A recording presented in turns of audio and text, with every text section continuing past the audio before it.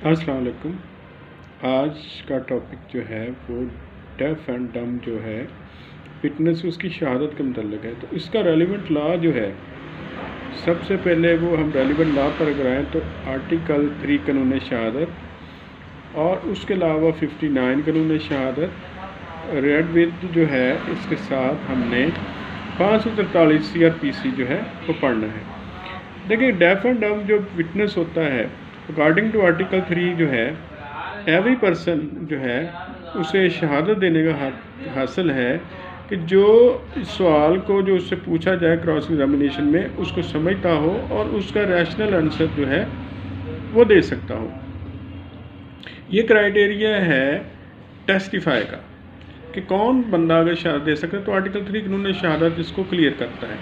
अब deaf and डम witness जो है, जब वो अदालत में गवाही देने आएगा तो सबसे पहले जो कंसर्न कोर्ट है वो उसका जो है चेक करेगी, इंक्वायरी करेगी, चेक करेगी, परखेगी, एक टेस्ट करेगी कि क्या वो शख्स जो है वो गवाही देने के काबिल है, वो उसको उस जो क्वेश्चन का जो है उसको समझ आती है और उसका मकबूल जवाब वो दे सकता है। तो यही क्राइटेरिया है।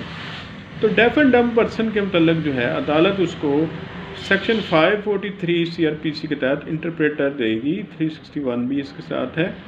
तो अदालत उसको ऐसा कोई शख्स देगी जो कि इशारों की ज़ुबान समझता हो, आर्टिकल 59 के तहत एक्सपर्ट हो अपने काम में। वो कोई ऐसा जैसे स्कूल है डेफ एंड डम पर्सनस का, उसमें उसका कोई टीचर भी हो सकता है या कोई उसका रिलेटिव भी हो सकता है। ये ज़रूरी नहीं कि एक्सपर्ट फिटनेस के मतलब ये है कि वो जो है कि वो कोई ऐसा शख्स हो कि जो उसने उसमें कोई ख़ास इल्म हासिल किया। उसके अलावा भी है कि कोई भी, देखिए खुशी वर्सेस स्टेट, खुशी वर्सेस जमात अली एक साइटेशन थी 1984 PLD SC 54 पेज पर था। उसमें अदालत आलिया उसमें हमें केस किया जिसमें को एक्यूज जो था वो भाई था डेफ एंड डम पर्सन का।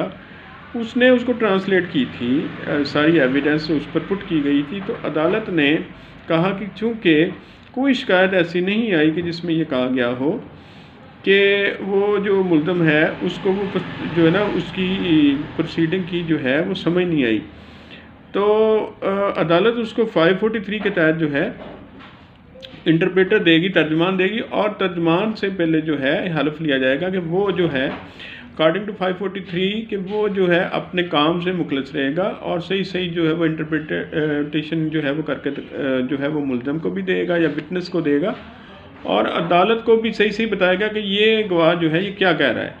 तो इसका जो प्रोसीजर है वो ये अदालत अडॉप्ट करेगी।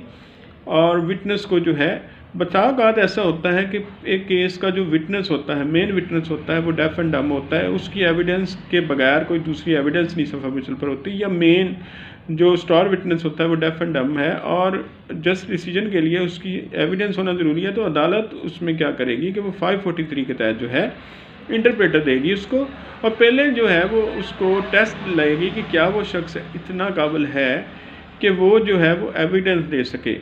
तो इस पर लैंडमार्क जजमेंट जो है वो 2020 PCRLJ 799 लाहौर है, इसमें 543 को डिस्कस किया गया है। उसके अलावा जो है 2019 SCMR 64 लाहौर है और 2019 PCRLJ 1086 लाहौर है। ये 64 वाला है ना, 2019 SCMR 64 लाहौर जो है 2019 SCMR 64 है। तो ये जो है 2019 SCMR ये इसमें लैंडमार्क जजमेंट है। तो आपने इसको ज़रूर देखना है। ES एग्ज़ाम में वो जैसे खुशी वर्सेस जमात अली हमें 2018 के ES एग्ज़ाम में आई थी। तो ऐसी साइटेशन जो होती है कि जिसमें कोई ख़ास प्रोसीजर है उसको डिस्कस किया गया है। खुशी वर्सेस स्टेट जो थी 2018, उसमें मुल्ज़म अगर डेफ एंड डम हो तो उसको डिस्कस किया गया था। तो देखेंगे, अगर इसमें मैं आपको बात बताता हूँ कि जो अगर आपको आप पेपर दे रहे हैं, जैसे कि हमारा पेपर था ना, तो उसमें साइटेशंस के बगैर जो थी ना केस जो पेपर जो था वो हल नहीं हो रहा था, तो हमें वो साइटेशन नहीं आ रही थी हमारे ज़हन में। तो देखें कि नेक्स्ट अगर आपको इस तरह है तो अगर आपको साइटेशन ना हो तो मेन लॉ जो अगर आपको आता है तो मेन लॉ को ही डिस्कस करें क्योंकि एक सीनियर्स के बकौल के कोई भी लॉ जो है वो जो मेन कोई साइटेशन जो होती है ना वो किसी मेन लॉ के अगेंस्ट नहीं होती। अगर आपको मेन लॉ आता हो तो आप पेपर छोड़ने के क्वेश्चन आप छोड़ दें, आप पेपर सॉल्व कर सकते हैं, वो क्वेश्चन सॉल्व कर सकते हैं, क्योंकि उसमें साइटेशन में वही डिस्कस किया गया हो, जो मेन लॉ है ना वही डिस्कस किया गया होता है, उसके अगेंस्ट कोई बात नहीं होती। तो मुझे उम्मीद है कि आज का लेक्चर आपको पसंद आएगा और मुझे आप ज़रूर इसमें ना बताएंगे। मैं सब्सक्रिप्शन में ना इसकी पेज जो है ना वो क्लियर लिख देता हूँ, और मुझे उम्मीद है कि मेरे चैनल को आप ज़्यादा से ज़्यादा शेयर करेंगे और कमेंट्स में मुझे अपना ज़रूर बताएंगे। Thank you.